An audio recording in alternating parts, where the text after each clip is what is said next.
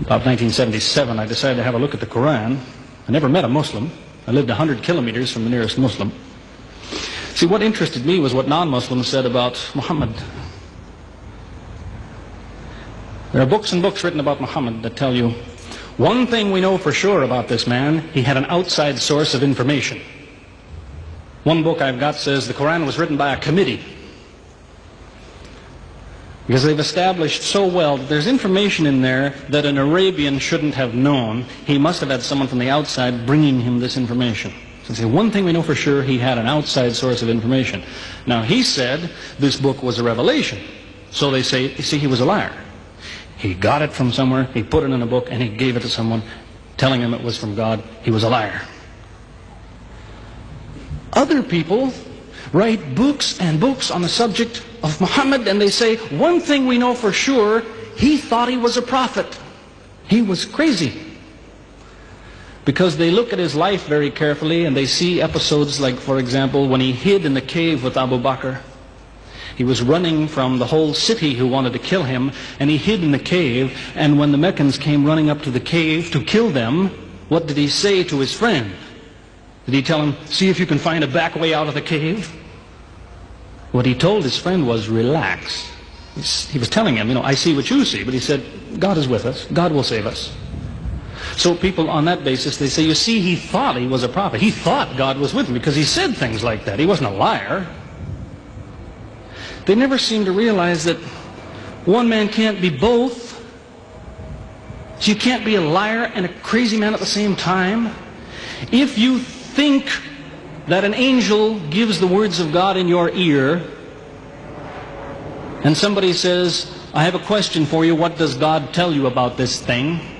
I want to hear an answer tomorrow.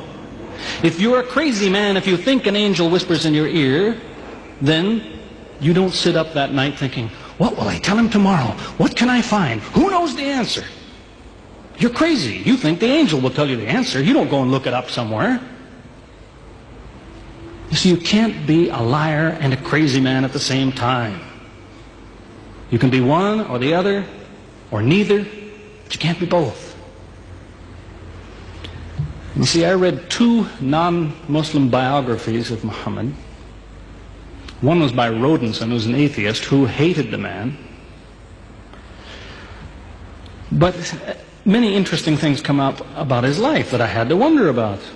One story that's told is that when he was an older man, he had a son named Abraham.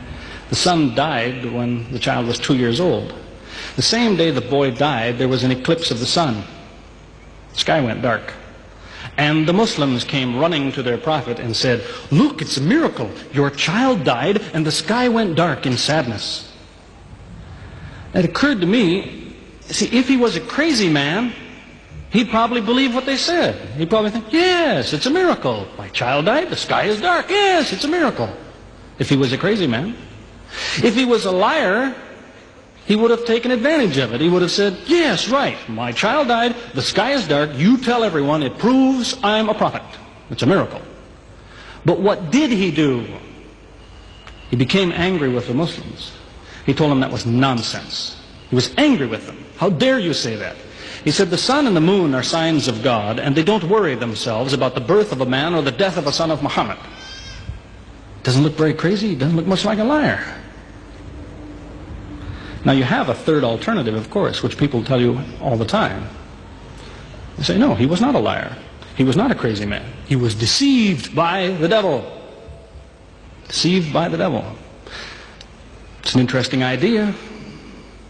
But whatever you say, you better be ready to back it up.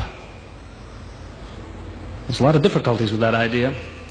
For example, there is a verse in the Quran which tells the reader about a good habit to develop. It tells him, before you read this book, always say, A'udhu billahi minash shaitani rajim, which means, I take refuge in God from Satan the rejected. Is this Satan who wrote this? Who said, before you read my book, ask God to save you from me? Is that Satan who wrote that? As Jesus said, if Satan is divided against himself, then his kingdom will fall. He's fighting against his own interests. So let me finish with a story that illustrates a point. As I said, there's many theories and many explanations around. Many explanations. But an explanation, something somebody tells you, is just so much air coming out of his mouth unless he has proof and unless he offers you something that you can use to falsify it. You see, there's many theories of how do the planets go around the sun and how do the stars burn and all the rest of it. Many theories. Most of them are just so much wind. Scientists pay no attention to them because they don't contain something that could be checked to prove it false. You see, Einstein was considered an intelligent man because when he offered his theory in 1905 and again in 1915, he didn't just offer a theory, he said, here's 3 ways to prove I'm wrong. Now it's worth listening to. He's told me, here's 3 different things you can do. If you can do this, I'm wrong. Here you are. Is there anything like that in Christianity? Has the Christian ever said, you want to prove I'm wrong? All you have to do is this. Has he ever done that? The Quran is filled with that kind of thing. Filled with it. Saying, you want to prove this book is wrong? Do this. Prove it. Go ahead. Do it. Filled with that kind of thing. There's an example of it that made a big impression in its day, during the lifetime, 14 centuries ago, of the Prophet of Islam. You see, he had an uncle named Abu Lahab. That was his nickname, Abu Lahab. This man hated Muhammad. He hated anything the man said. He used to watch him going through the city, and if he saw him talking to someone, he waited till they split up. He'd go after the man he spoke to and take him and say, what did Muhammad tell you? Whatever it is, it's a lie. Did he tell you day? It's night. Did he say black? It's white. Exact opposite. Whatever he heard the Muslims say, he said the opposite. That was the way his mind worked. There's a little chapter of the Quran called Lahab, and it says about this man that he'll never change. It condemns him to hell, Jahannam. You see, if the man had ever become a Muslim, the Muslims would believe, well, now he's not condemned anymore. You see, for 10 years before Abu Lahab died, that was a part of the Quran.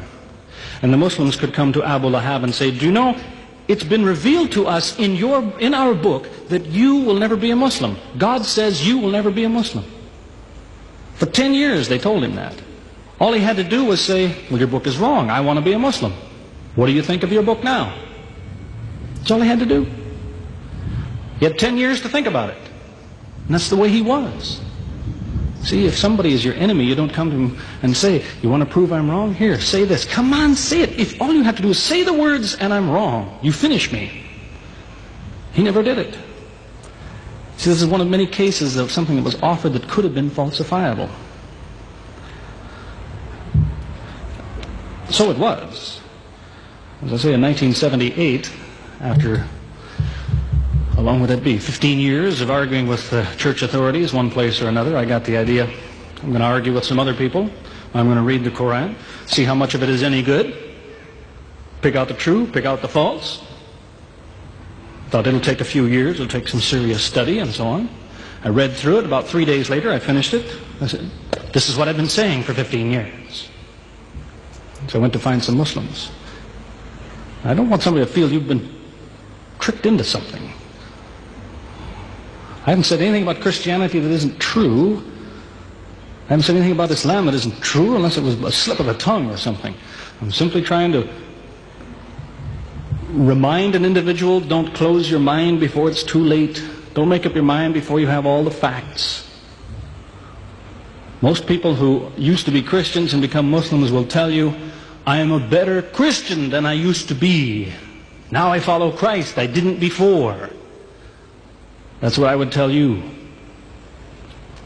The Bible says Jesus told his disciples, when you greet one another, let your greeting be, peace be with you. He set the example. Peace be with you. Who says that today? Christians? Once in a great while, maybe. Muslims, whether they speak Arabic or not, they say, Salaam alaikum. Peace be with you. Jesus, when he prayed in the Garden of Gethsemane, put his forehead on the ground. Who prays like that? Christians or Muslims? Jesus used to fast for more than a month at a time. Who fasts today? Christians or Muslims? who really is trying to imitate Jesus. Somebody said to me before coming in here, they said, the Muslims make Jesus out, they insult him and so on and so on. How, possibly, do they insult him? They lift him up. Up. They can't tolerate anything bad said about him. They would just as quickly tell you that, they say Muhammad Rasulullah means Muhammad is the messenger of God. They will just as quickly say Isa, Jesus, Isa, Rasulullah, no problem. Just as quickly tell you that, because it's true. They occupy the same place. If God himself wants to make distinctions among his prophets, that's his business, not ours.